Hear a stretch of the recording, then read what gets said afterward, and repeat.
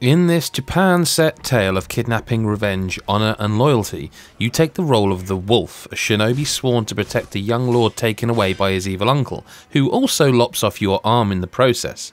There are elements here that feel wholly new, certainly, but make no mistake, this is a Soulsborne game in all but name and setting. From Software are very clever at taking their tried and tested mechanics and changing just enough each game that they subvert our expectations, reinstill the initial unease we grew accustomed to in their last game, and once more leave us feeling unsettled and underprepared in the face of new challenges. In Sekiro: Shadows Die Twice, the big change is the combat itself. Where the Souls trilogy gives you a heap of options and playstyles to mould the game around your preferences, Sekiro feels more like an evolution of Bloodborne. Parrying, posture and positioning are everything.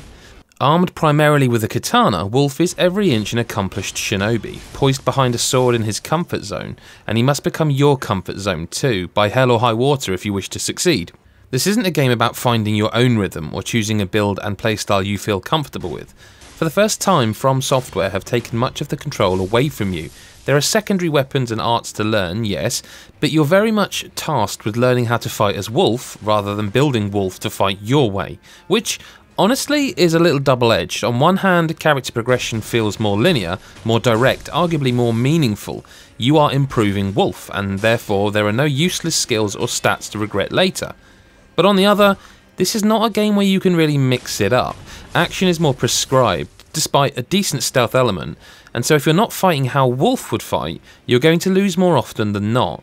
There are skill trees with which to tweak the secondary weapon and arts, which is new for FromSoft, but many of the changes and improvements are subtle and characteristically incremental. Many enemy movements and animations are lifted directly from previous games. While there are an increasing number of beast-like enemies and demons, the bread and butter sword fodder, particularly in the early game, are lesser samurai. Every enemy has a health bar, a posture bar, and finally a death blow indicator. The latter is depicted as a red orb, or several red orbs, and each time you break an enemy's posture, either by parrying and counter-attacking or by dealing damage, the next attack you do will perform a death blow, removing one red orb. Removing the final orb will kill the enemy, usually in a satisfyingly bloody way. What this means is that if you cannot master the timing and nuances of the combat, you will struggle. You cannot build the Wolf differently to tank an enemy or use a bow. You must learn to fight as a shinobi, or play something else. And this is perhaps the most radical departure From have made in Sekiro: Shadows Die Twice. We're used to their games offering build diversity, but here that is kept to a minimum. I might personally prefer previous offerings, but I understand the ethos behind it. Sekiro, you see, is more a personal story.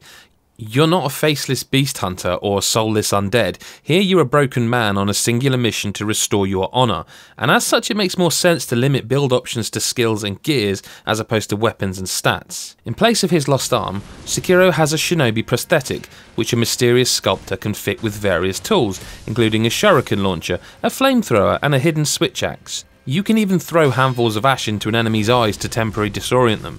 Used in conjunction with the katana and the skills, this tool allows you to approach enemies in many ways that differ subtly but significantly. Most importantly, the prosthetic allows Wolf to latch to grapple points to get around quickly, or reach vantage points to either assassinate or eavesdrop enemies. It's also useful for escaping combat quickly, and can be put to good use on some of the mini-bosses whose open-air arenas offer escape vectors for when the going gets tough.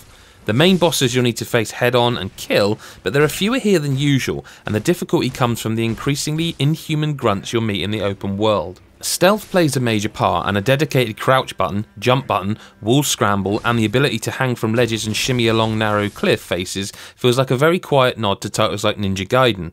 Handily, most enemies, including mini-bosses, can be snuck around and attacked from stealth, which always removes a red orb and makes them that much easier to beat.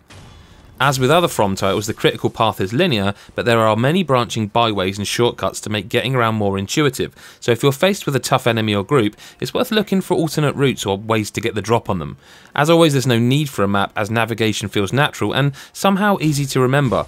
I really don't know how From do the voodoo that they do here, because in games by any other developer I'm lost without a map. The progression is slow and measured in Sekiro. You cannot increase health or damage until you have 4 prayer beads to make a necklace, which can take quite a while to round up. Likewise, health gourds which replenish your health come from gourd seeds awarded when you kill a tough enemy or boss or just find them or buy them. It's a solo game this time around with no option to summon other players, which gives you a greater sense of accomplishment, sure, but it makes things tougher, leading to more deaths, which rob your XP, steal your coin and bring enemies back to life. And it's not really explained why enemies can respawn, it's just something From Games do, which may be fine with you, but it would have been nice to see some proper context. For much of the early game, people discussed the kidnapped boy as a kind of chosen one, and although From prefer to tell stories using the broadest of strokes and allow you to fill in the rest from item descriptions, dialogue bites and flavour text, there are more cutscenes here than we're used to, which helps to tell a more intricate and powerful story.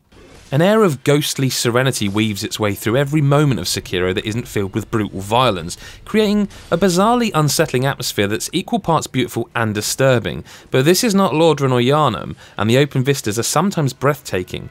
It has to be said though that the engine is beginning to show its age, as the motion blur and muted palette can occasionally make it tricky to pick out enemies, and the camera feels far too loose and sensitive for me.